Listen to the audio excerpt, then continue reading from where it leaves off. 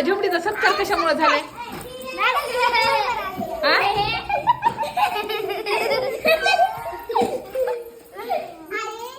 होय झुमडे, सत्कार कशामुळे करायलेत पण तुझा? तुला माहितीये का हे फुलं कशासाठी आणलेत हार? मॅडम लेकरांच्या सत्कारासाठी आणले. कशासाठी तिला सांगू द्या ना, कशासाठी आणलेत हार? सत्कारासाठी. कोणाच्या? कोणत्या मुलांच्या? पहिलीच्या. आता तू कितवीला गेली? दुसरीला.